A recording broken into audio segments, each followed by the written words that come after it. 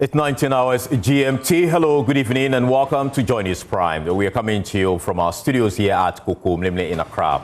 We're also live on DSTV channel 421, Go TV 125.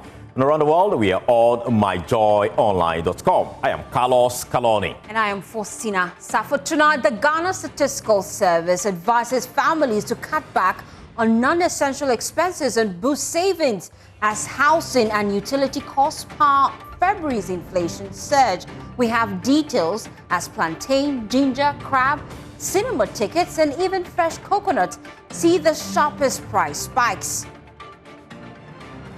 As Parliament kicks off debate on the President's State of the Nation address, government maintains it's steering the economy with prudence, focusing on stabilization and growth.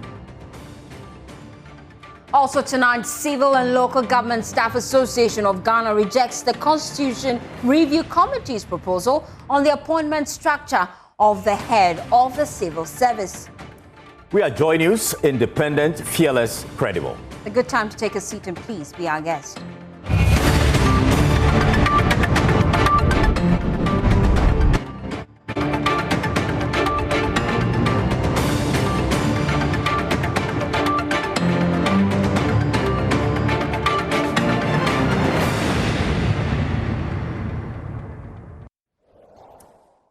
Well, tonight, avoid non-essential expenses and ramp up savings. That's the caution from the Ghana Statistical Service as housing and utility costs continue to drive February's inflation pressures. Headline inflation has fallen to 3.3%, the 14th straight monthly drop and a record low. But even as the overall rate slows, the squeeze remains. Plantain, ginger, crab, cinema ticket and fresh coconut are among the items posting the steepest increase. The service is advising households to plan their budget cautiously and is urging government to invest in irrigation and transport infrastructure to keep inflation on a downward path. Well, Caleb Ziblim of the Joy News research team has been looking through the data and joins us in studio. Caleb, let's start with the inflation. What does this really mean? Yes, Carlos. So this is year-on-year inflation. And so for the month of February 2026, the year-on-year inflation was 3.3%. In January, we did 3.8%. So it dropped by a few percentage points. So from 3.8% to now 3.3%. And so basically this means that the price of goods from February 2025, that's February last year, to February this year, has gone up by about 3.3%. That's what it means. So for instance, if you purchase goods worth 100 cedis last year, this year you purchase the same goods for 103 cedis. So the price has gone up, but they've gone up by just 3 cedis. So this means that prices are still going up, and they are going up at a slower pace. So for February 2026, prices went up by about 3.3%. Right, but what items are we looking at in the basket? Yes, so the Statistical Service has a basket of items that they use to measure inflation. Now remember, because they can't do all the work, it's not every good in the basket that households usually use on the month-to-month. But then the basket has 307 goods in them. And the Statistical Service goes to 57 markets across the country to measure the prices every month. So 307 items in the basket, and the agents from the Statistical Service go around all the markets in 57 markets in all the regions, and they measure the prices every month, and that's how they come up with the inflation figures. So some people say they might not feel it because sometimes it depends on how you are consuming. If your consumption and what you are consuming. If your consumption is not in the basket, or majority of the things you consume are not in the basket, you might say, oh, I'm not feeling it. Or if majority, and also because the basket sometimes is about the weight. So if, let's say, we have 307 items in the basket, if about 200 of them have deflation, their prices drop, but then about 100 of them still have very high inflation, the entire basket will still say inflation, even though majority of the items in the basket say the prices are coming down. So it's all about the dynamics in the basket. But by this case, we've seen some items actually experiencing the deflation. Yes. Which items are these? So we have some items where prices are still going up and some items where prices are coming down.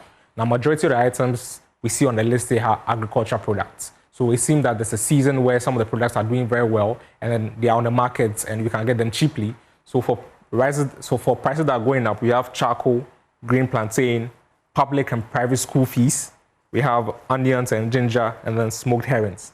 So again, if you look at the list, most of the things on the list here are agricultural products, meaning that if the government wants to, put inflation in check, they need to focus on food inflation. Because prior to this, food inflation was always above regular inflation. This was keeping our inflation very high at around 20%. And then for items that fell, we have garden eggs and okra, pawpaw, fried fish, cabbage, maize, and transport. Now, transport because fuel prices have come down compared to last year. Right. So these were the things that experienced rising prices and falling prices. And and if you look through the list again, you see rent. So this is something that's popped up in the past 2 months. So there's something that is going on with the rent space. And again, school fees has consistently been represented in January and February. So public and private school fees, there's something that the government needs to look at. Okay. Again, I mentioned most of the things on the list here are agricultural products, which means that most of Ghana's inflation is driven by food inflation. So if there's a shortage of food products or a harvest somewhere, or poor rains or something that affects their production, it means that inflation goes to go up again. Any recommendations from the Ghana Statistical Service? So the Statistical Service gave 3 recommendations to households.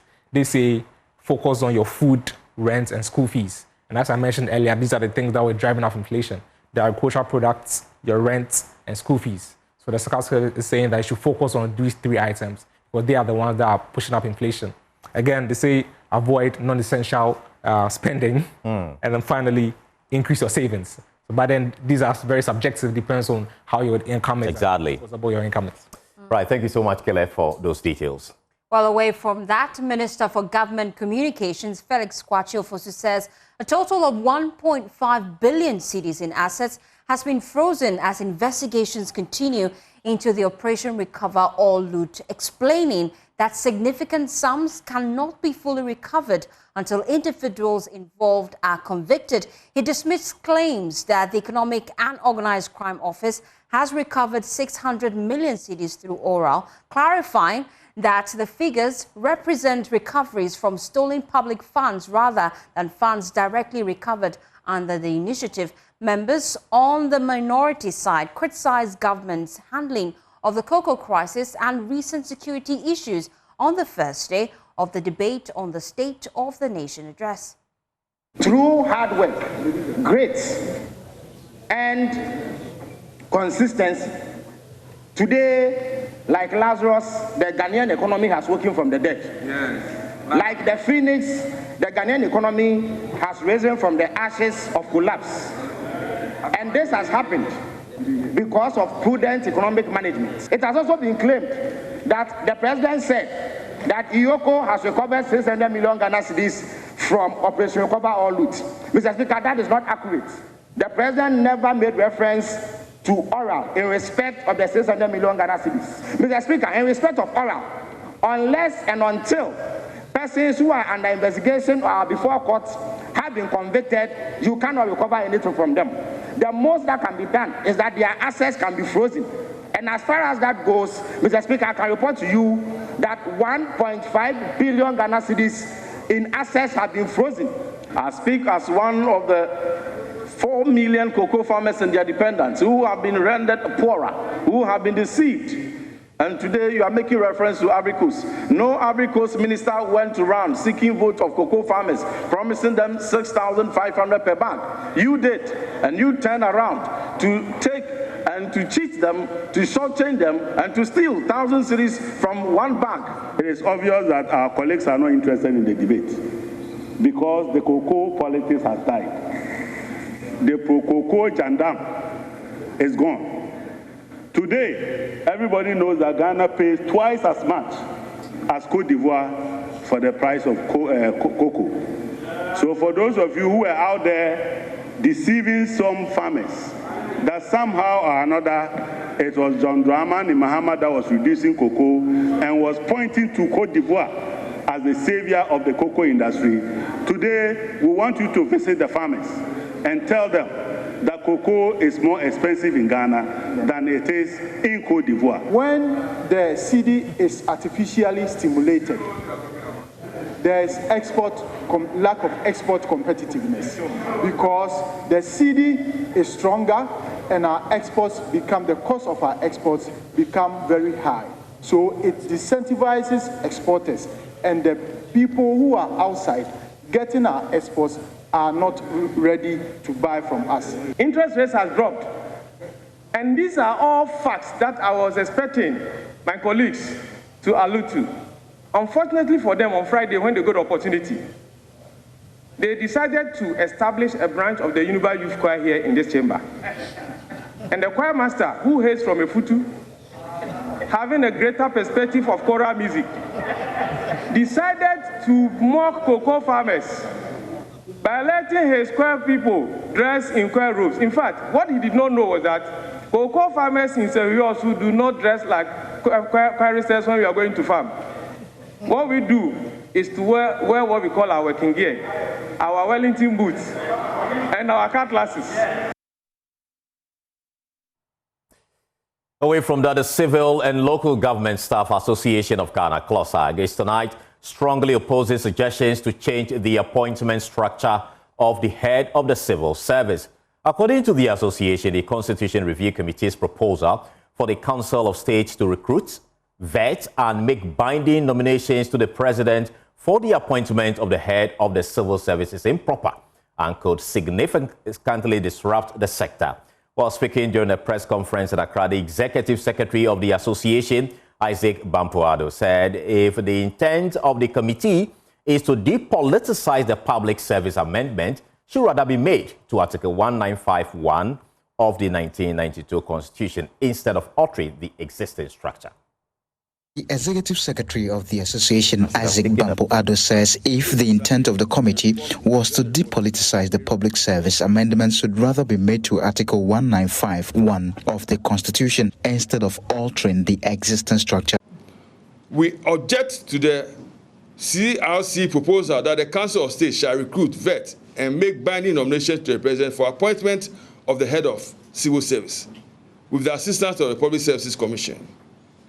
We recommend removing the special appointment arrangement under Article 1931 concerning the head of civil service, which requires the President to appoint the head of civil service acting specifically on the advice of the Public Services Commission and aligning this appointment with the general framework under Article 195 governing public service appointments. He also argued that the proposal to elevate the Controller and Accountant General's Department to an independent status could create institutional confusion and weaken physical coordination. We disagree with the proposals to establish the Controller and Accountant General as an independent or hybrid independent constitutional office. The mandate of the Controller and Accountant General Department falls squarely within the mandate and functional oversight responsibilities of the Ministry of Finance. The CAG operates as an implementation agency of the ministry in executing government accounting, ensuring payments control, and performing treasury management functions. As part of the executive machinery responsible for implementing fiscal policy, the CAGD should remain administratively situated within the mandate of the Ministry of Finance rather than be structurally separated into an independent constitutional body. Implications of making CAG independent. Elevating the department to an independent status could create institutional confusion, weaken physical coordination, introduce bureaucratic duplication, and complete efficient financial administration. CLOSAG insists broader stakeholder consultations are needed before any major constitutional changes are undertaken. For Joy News, Fatah Obayaga, Accra.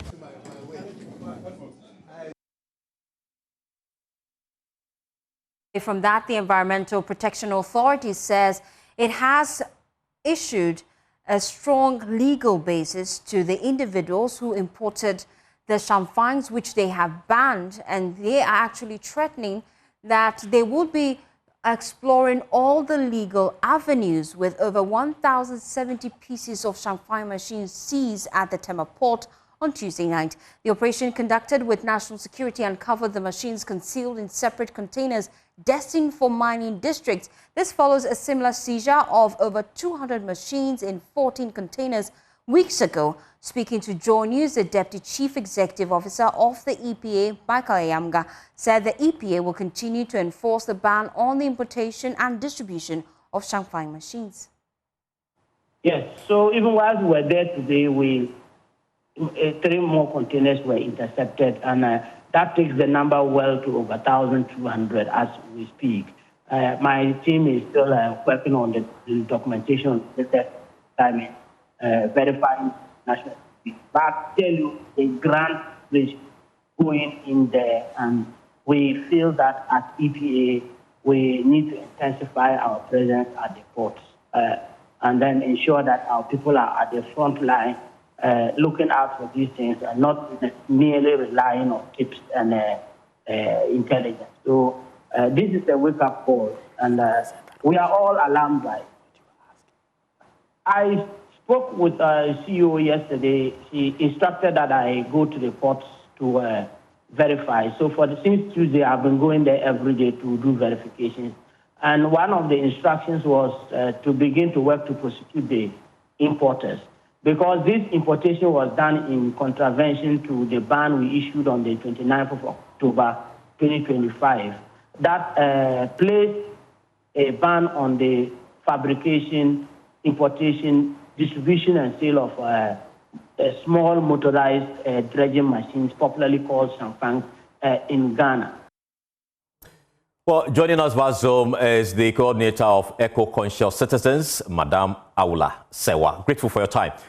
First of all, why do you think we still have incidents of importation and distribution of champagne machines despite the EPA ban?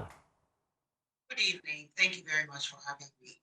I mean, first of all, it's a step in the right direction that the champagnes have been intercepted, and we hope that those who imported the champagnes will be dealt with the full rigors of the law. But then one wonders, you drive around the country and you see the champagnes in clear sights.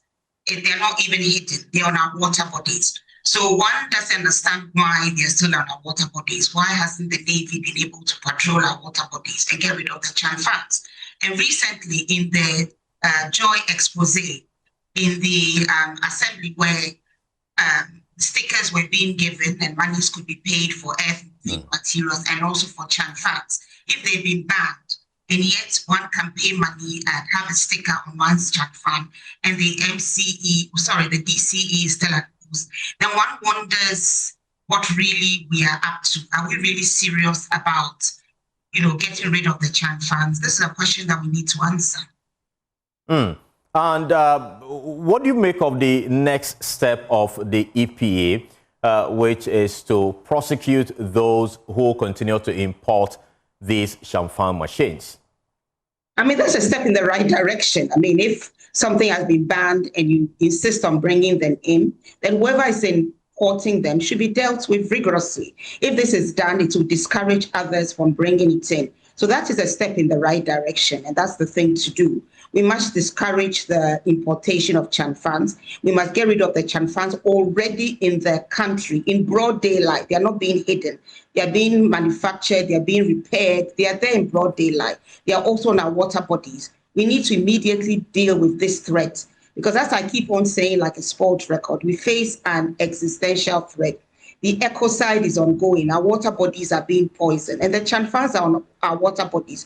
Why can't the Navy go on to, let's say, the Cobra or the Ofosu, whatever, remove the champagnes from the water bodies? I'm a little perplexed as to why it has been banned, and yet they're still on our water bodies in broad daylight. Well, recently we've seen the EPA actually began a pilot project on the River Bream, to clean the water body. And now we are seeing that they are also intensifying, crackdown on the champagne machines. What do you make of what the EPA is doing? And what would you want to say to other stakeholders in the sector to ensure that we at least finish the job when it comes to illegal mining? Well, you see, the EPA is there to protect the environment. So anything that EPA is doing to protect the environment is part of their mandate. But I would urge the EPA to join all forces who are saying that we must first stop the poisoning of our water bodies. Otherwise, it will be like fetching water with a basket. The poisoning is ongoing. We need to stop it. We all have to have all hands on deck. And that is why perhaps we need a targeted state of emergency, because water is life. On 22nd March, we'll be celebrating World Water Day. What is the point when we are supervising the poisoning of our water bodies? When our farmlands are poisoned, our water bodies are poisoned, there's a rise in kidney disease and so on and so forth. So yes, the EPA is doing a good job by intercepting the Chanfans at the ports.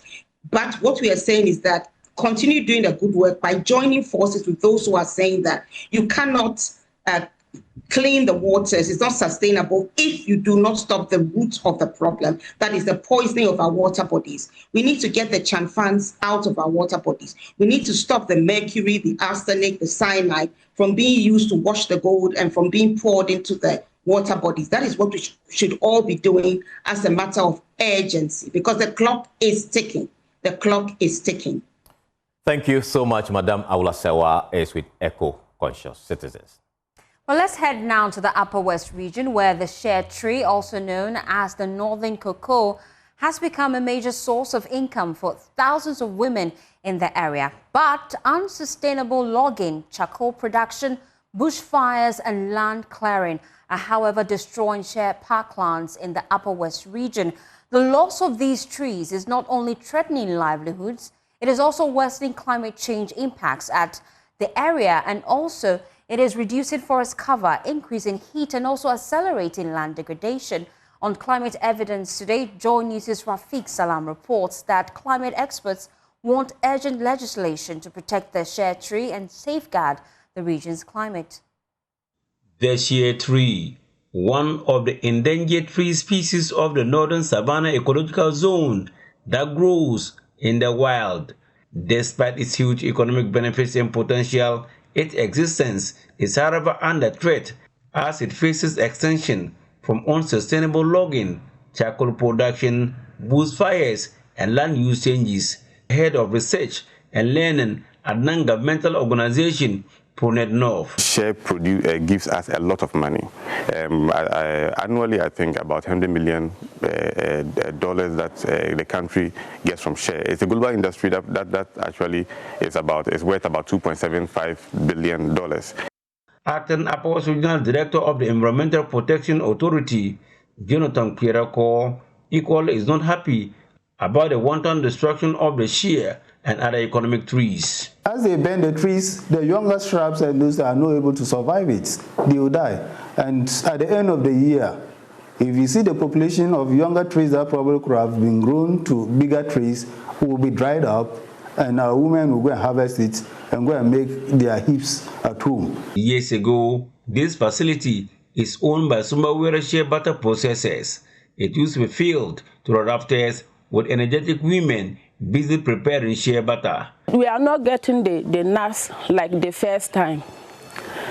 The first time we can get 2 or 3 bags, but now, because they are cutting the trees, you get 2 or 1. But because of the cutting of the trees, if we find how to get rain to sow is a problem. If I go and tell someone, don't cut the trees, the person will tell me that I haven't got the right to tell him to stop cutting. But when we put bad laws on it, and even the police are sitting down, seeing people with Motor King cutting the trees to market, but they don't seize them. So just like government came up with a regulation to stop the felling of rosewood, we can do the same for Shea. These are economic trees that we want to keep. I bumped into these women who are busily manually producing shea butter in an old jaded shed. We were almost at the final stage of producing the shea butter when we arrived. The shed is located just at the entrance of a shea butter mill owned by Said Abdullahi Famana. Growing up, the production of shea butter has been the preserve of our mothers. So anybody who is cutting down a shea tree is akin to killing a fellow human. Important for Joy News. Rafiq Salam. Wow. This story is brought to you by Joy News. For the Vice Chairperson of the Intergovernmental Panel on Climate Change, IPCC Working Group 1, Professor Nanama Brown-Cloche has called on African leaders to significantly scale up investment in climate science research to inform evidence-based and pragmatic policy making in addressing the escalating climate crisis. According to her, although climate change transcends national boundaries and represents a global systemic risk, several African countries lack the critical data sets to drive effective mitigation and adaptation strategies.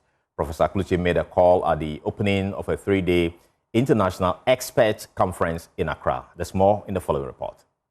The 3-day conference under the theme Methodologies, Metrics and Indicators for Assessing Climate Change Impact and Adaptation brought together leading climate scientists, policymakers and technical experts from over 33 countries. The objective is clear: to harmonize and strengthen global frameworks for measuring climate impact and climate-induced vulnerabilities.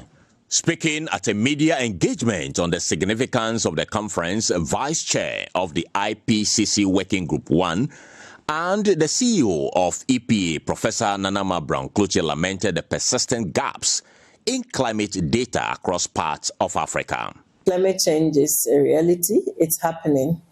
And the rate at which it's happening, it's unprecedented.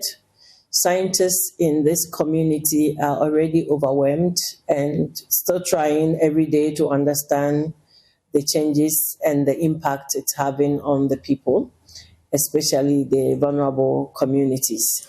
And so we all have to be aware, especially the leaders in Africa need to be aware and come up to speed with the changes that are occurring and put measures in place, including updating policies, including investing in the capacity for people or experts in the areas to update their reports and do scientific publications. So all of these publications will now inform discussions we have at COP, the Conference of Parties at the UNFCCC. Some countries do not have information, adequate information in terms of data and scientific reports of the happenings in the area. This affects decisions that we have on the tables. Meanwhile, Minister responsible for climate change, Ofosu, noted that Ghana remains aligned with global climate goals, urging the conference to carefully come up with broad-based recommendations. The key areas for consideration in this meeting include developing metrics and indicators for measuring adaptation effectiveness, assessing the feasibility and effectiveness of adaptation, identifying enablers and barriers to climate change adaptation, integrating climate adaptation into broader development processes, and also enhancing support for adaptation in developing countries. Ghana is committed to climate action and welcomes the global goal on adaptation framework. We are working to develop indicators to guide our adaptation efforts and enhance support for vulnerable communities. On his part, co-chair of IPCC Working Group 2, Bart van de Hack, said the Accra conference is a deliberate effort to help the IPCC better understand the real and lived climate impact confronting countries in the global south, including Ghana. Despite the big efforts there are on reducing global carbon emissions worldwide, we do see that emissions will continue to be there, temperature will continue to grow, and we cannot afford not to adapt. That is our means of survival. And I also think that it is particularly in global south countries where climate impacts really materialize very prominently. And so this is a place where we can be much closer to the heart of the need for adaptation and of the need to get the information that is helping us. Well, you're still watching Joy News Prime. When we return, we'll tell you what's happening with Clean Ghana and why exactly you should be concerned about the food on your table. Please stay with us.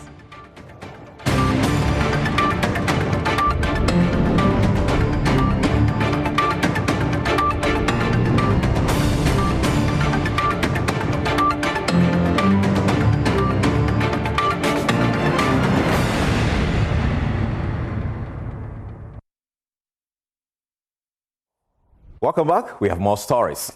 Indeed. Let's take you now to Agbogbloshie here in Accra, where multiple corn mills in the area have been shut down by the Accra Metropolitan Assembly after authorities uncovered what they describe as dangerous and unhygienic operating conditions in the market. The move follows disturbing findings by the Joy Clean Ghana team, which visited the mills, that there is indeed worrying grinding of corn and cassava dough, staples consumed daily in many homes. According to the team on the ground, they say that what they saw could pose public health crisis if harmful pathogens are spotted in some of the items. Well, what this means is that the corn dough you may be buying from the market may have passed through facilities that fall far below basic sanitation standards. Stephen Mensah has more in the following report. I'm at the starting point of where some of our favorite delicacies are made, the banku you and I both enjoy. And this is where everything starts, the grinding of the corn dough before it's prepared or made into the banku you and I both enjoy. Our latest visit to Agbogbloshie market, where corn dough is prepared, reveals unhygienic conditions under which these items are prepared. The floor of a meal should be clean and hygienic, but this floor is not clean. Even at the close of day, they do not keep clean the place. You can see accumulation of waste over there. And these are detrimental articles that are not supposed to be here. Joe is one of the millers operating here at the Agbogbloshie market. I know, but we used to do every week. We used to do, but because of cocotte dust, always the cow web is coming. So I'll count there. You should show me the place as you count there. I'll count there. He searches through his documents in search of his health certificate. After minutes of searching, he finally finds it. But at what cost? If they count, they told us. They told you? Yeah. That is why I say every 2 weeks we clean it. Every 2 weeks we clean it. These items are prepared and stored and hoarded in these sacks for hours, days, sometimes weeks or months. And they're sometimes left on the bare ground. And this, the Accra Metropolitan Assembly says, is in contrast and serves as a major health risk. The place is dirty. Therefore, we are going to give him notice and then close the place down, as we did to the other shop. Close the place down. How long will this place close? Yeah, we'll close it down. We give him guidelines or directives to comply with. If you comply with them, we'll open it up. Thank you. Because we cannot compromise on food safety. Because most of the chow bars, the restaurant, this is the source of what? The food. Those who prepare banku, kenke, this where so once this place is contaminated, the food chain is contaminated.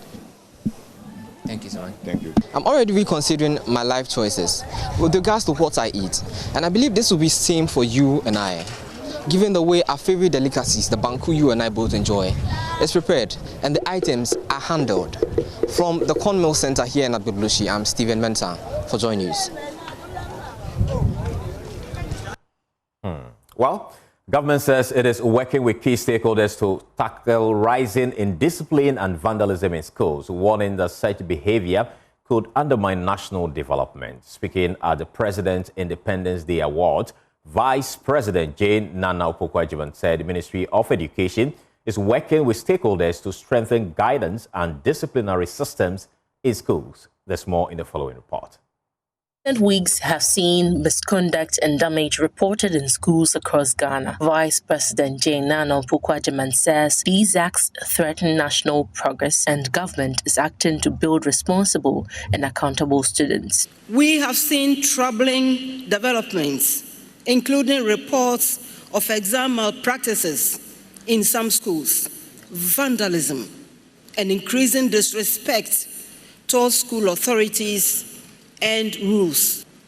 In response to these concerns, therefore, the Ministry of Education, through the Ghana Education Service and key stakeholders, are working to strengthen discipline and value-based education across our schools. She made the remarks at the President's Independence Day Awards, where she recognized 52 top-performing students from all 16 regions, including learners with visual and hearing impairments. I extend my warmest congratulations to our students. Your discipline and perseverance have brought prestige to your homes, your schools, and to this country. Deputy Minister of Education Clement Apak says the awards demonstrate government's commitment to recognizing talent and giving every child the opportunity to succeed. This ceremony is not a stand-alone event. It is part of a broader engagement designed to expose our awardees to national institutions and leadership, with the hope to inspire them to achieve even more than they have achieved. Students say it's an honor to be recognized at the national award. First of all, it's a privilege. I'll give thanks to my God. He has been grateful unto me. He taught me everything that I needed to do. It's a very euphoric moment. I'm very excited for such an immense opportunity because God has been with me through my studies and I also worked hard. I'm excited and I don't even know what to say. I feel so overjoyed. Awards were presented by Nestle Ghana, which has sponsored the program for over 3 decades. For Joy News, Evelyn Ampa's report, read to you.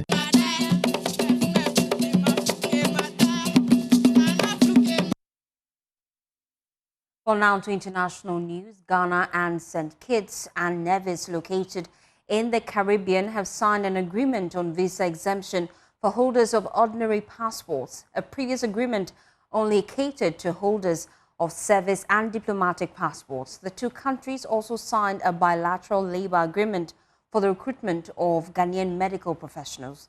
Speaking after the signing of the MOU as part of the state visit by the Prime Minister of the Caribbean island country, President Mahama said the extension of the visa exemption for ordinary passport holders will open up tourism and business opportunities. The Prime Minister was received by President Mahama after he inspected a guard of honor. Dr. Terence Michael Drew says, among others, President Mahama's 2025 UN speech inspired him to visit. And Mr. President, one of the things that really stuck out to me was last UN General Assembly. There are a lot of speeches given, but I particularly listened to your speech, and your speech inspired me. And I said, I told my team that I wanted to meet you. And I'm not only meeting you, but you have welcomed me back home. Thank you very much. The two countries signed an agreement on visa exemption for holders of ordinary passports. The two countries also signed a bilateral labor agreement for the recruitment of Ghanaian medical professionals. President Mahama said the signing will open up tourism and business opportunities for both countries. Distinguished guests, I'm pleased to announce that Ghana and St. Kitts and Nevis have agreed to extend our 2018 visa waiver agreement. This was previously applicable to holders of only diplomatic and service passports. Now, this extension of the visa waiver includes holders of ordinary passports.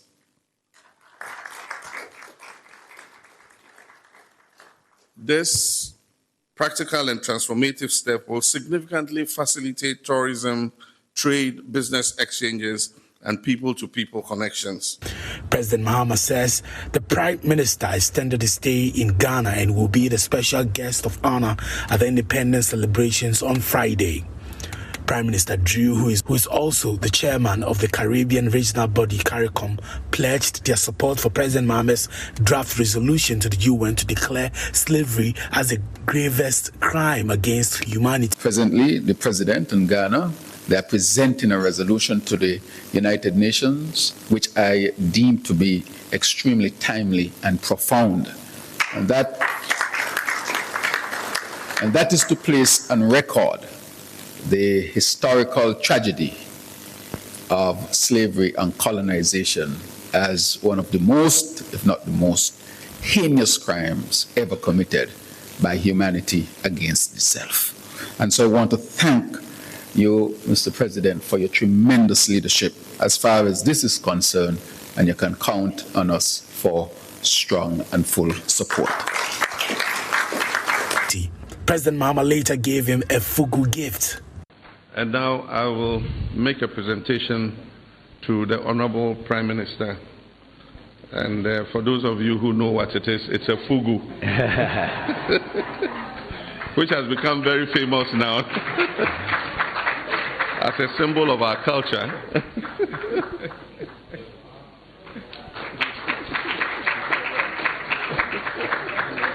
Thank you. There's the hand. All right.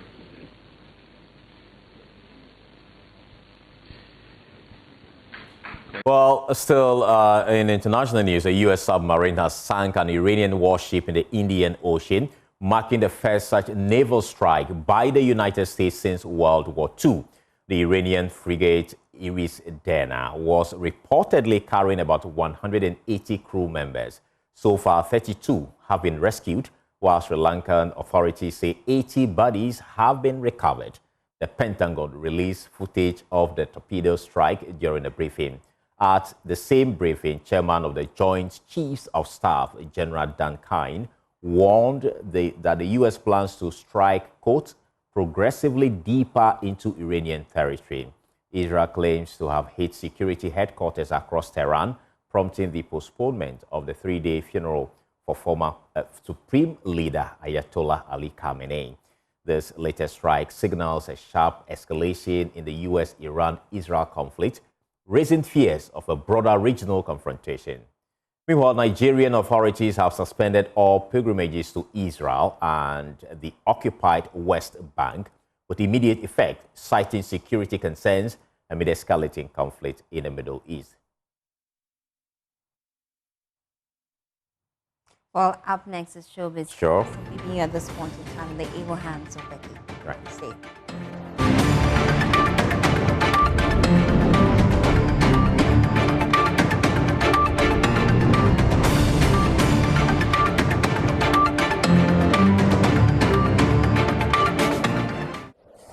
Welcome back. We have Showbiz, and that means Becky Bex is here. Becky, hello to you. You're in all whites tonight. Yeah. You're going to some all-night church service? No, God is good. God has been very good. So. Or is it because of Agrada? I don't know, victory for Agrada. So. Somehow. Well, I can't deny the fact that, I mean, I'm part of the people who are very excited for her. Well, yeah, but she's not the reason why I'm wearing that. Okay. And I know that the whole country is waiting for, you know, a speech from Agrada, but I mean, that's not what we're talking about this evening. Ghanaian comedian Clement Boni, popularly known as Mr. Beautiful, has declared his desire to become president of Ghana. Speaking to Kwame Dazi in an interview on Debate on Hits FM, Mr. Beautiful said although he would not mind occupying smaller political positions, his ultimate ambition is the highest office in the land. Do you have any interest in occupying a political position? Yes. I want to become the next president. Why not this Kenyan? Why not? Next president? Don't you want to start from somewhere? I want to become. You want to become? Okay. Becoming means a process. Okay. I will go through certain process to become. Okay. So starting from somewhere is part of the process. Okay. Which of the somewheres would you want to start from? Somewhere. MP? Possible if I have the resource and my community and my constituency think that I can serve them better, I'll go. Why not? Every day, you see, dream big, start now, start small. Mr. Beautiful right there. We wish him all the best, though. I think that it's a good thing to dream to become the president of our dear nation, and I'm wishing him all the best. Obviously, he'll be starting from somewhere. Yeah. My dream is also to become a pilot. Okay. When I was growing up. Yeah. Then I said, okay, I'll become an air hostess. Just because I want to travel around the world, see new cities and all of that. Like take breakfast in Accra and then... And wake up in New York. You know. Wow. I love the life. But, you know, when I grew up, I noticed that, well... Journalism was rather the thing. Well, I didn't even think about journalism, but I love journalism. Okay. We're in Ghana month. Let's celebrate Ghana. Because of that, I'm bringing you a movie. It's actually a Ghanaian movie. It's called Pool Party. So, yeah, that's the movie we're recommending you this evening on Joy News Prime, Pool Party. We're still celebrating Ghana month. I'm looking Ghanaian, right? Yeah. Well, obviously, my hair looks Ghanaian. And this choker is choking, and we're clacking it. You should wear something Ghanaian tomorrow, right? Yeah. We should. And well, we can't see the shoe. Yeah. But tomorrow we'll be having, you know, a whole party here. Carlos will be performing, so the news is something that you don't want to miss. Why you laugh? Well, what am I going to be performing? I'll tell you about it. We don't have to tell them right now. Oh, okay, that's cool. Yeah. Oh, those are some of. Well, Becky, you know this song? Yeah. It's from the movie. I'm not sure. Crime to Crime. Passion and Soul. Passion and Soul. Yeah. Jackie Appiah. Jackie Appiah, Majid Michel. Yeah. Okay, hit it. Let's see if I can sing that. Yeah. It's actually a love song. Sweetie, sweetie, oh, say I could die for. Oh, you don't know how to sing it? I'm learning from you. I'm learning from you. The thing is, Carlos doesn't watch movies. You know, yeah, it's fine. Aww. Well, it's actually a movie that you should also go and see, but I'm not too sure this is back on YouTube. But since we're celebrating Ghana, I think it's on YouTube. It's on YouTube. Yeah, okay, yeah, this is something that you can also look out for on YouTube as we celebrate Ghana month. Yeah. Thank you so much for having me, Carlos. Thank you so much for bringing us Showbiz. And thank you so much. Yeah, tomorrow we'll tell you all about what our Ghanaian stars are doing outside the country. You don't want to miss it. Stoneboy, Sarkodie, the Kinates, everybody is out there, like they're all out there. So I will tell you all about it tomorrow when we come back. On Showbiz. Yeah, on Showbiz. Well, that's all we have time for. Prime Business is up next. Wade Pius,